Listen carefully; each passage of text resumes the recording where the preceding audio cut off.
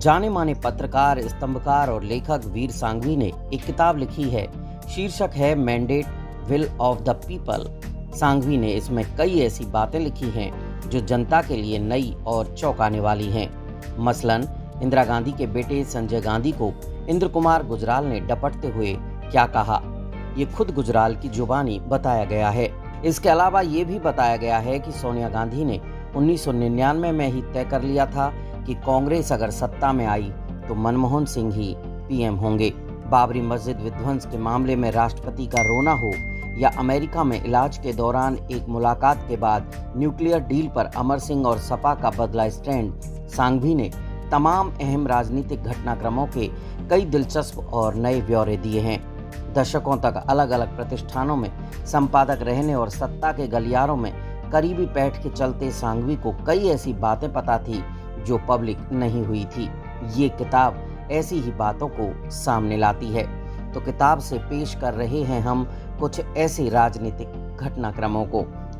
सबसे पहला राजनीतिक घटनाक्रम है संजय गांधी की गुजराल को दो टूक की वरिष्ठों से तमीज से बात कीजिए। इमरजेंसी का दौर, इंद्र कुमार गुजराल इंदिरा गांधी सरकार में सूचना प्रसारण मंत्री बने।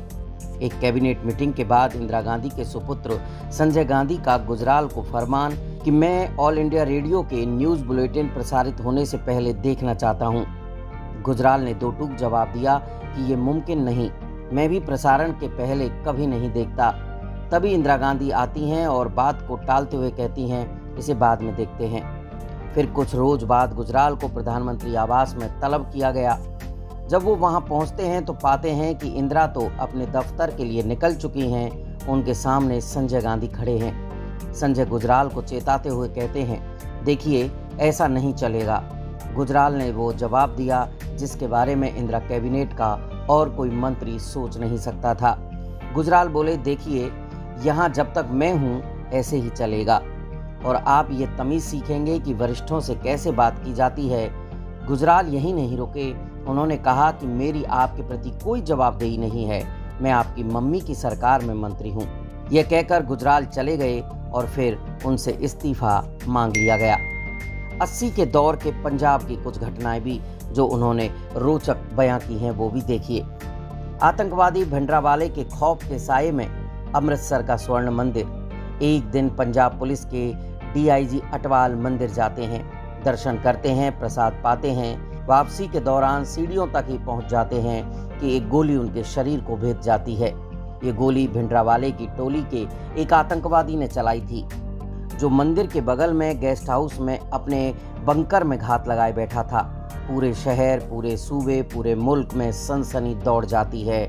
सिखों के इस सबसे पवित्र घर में इस तरह की हरकत, मगर शर्म को अभी और पैमाने तय करने थे।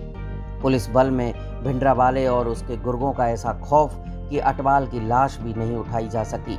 24 घंटे तक उनका शव वहीं सीढ़ियों पर पड़ा रहा। फिर अमृतसर का डिस्ट्रिक्ट मजिस्ट्रेट भिंडरावाले के पास पहुंचा, गिड़गिड़ाया और तब उसने अटवाल की लाश उठाने की अनुमति दी। इसके बाद हालात और खराब हुए और फौज ने ऑपरेशन ब्लू स्टार को अंजाम दिया।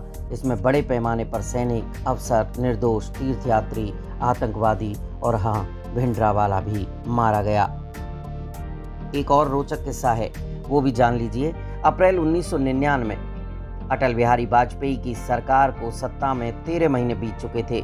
तभी गठबंधन की अहम सहयोगी जयललिता की AIADMK ने समर्थन वापस ले लिया। सरकार अल्पमत में आ गई। उत्तर प्रदेश में बीजेपी के सहयोग से मुख्यमंत्री रह चुकी BSP सुप्रीमो मायावती ने अटल जी के राजनीतिक प्रबंधों को भरोसा दिलाया कि वो NDA का समर्थन करेंगी। उस वक्त एक एक वोट की कीमत थी। विश्वास मत पर वोटिंग वाले दिन मायावती अटल से मिलने गई, उनके पैर छुए और पार्टी के 6 सांसदों के समर्थन की बात कही। मगर फिर लोकसभा में मायावती पलट गई। BSP सांसदों ने NDA सरकार के खिलाफ वोट किया। सरकार एक वोट से गिर गई। मायावती ने खुशी जाहिर करते हुए प्रेस से कहा, मैंने जानबूझकर बीजेपी को मूर्ख बना दिया। तो ये थे किस्से जो बेस्टलैंड पब्लिकेशन से आई अंग्रेजी में लिखी गई जो किताब वीर सांघवी ने लिखी है उसके मुताबिक। कैसी लगी राजनीतिक कहानी? अगर अच्छी लगी हो तो आप हमारे चैनल को सब्सक्राइब करिए, बेल आइकन को जरूर प्रेस कीजिए जिससे नोटिफिकेशन आपको मिल सकें और आप हमारे नए नए वीडियो देख सकें।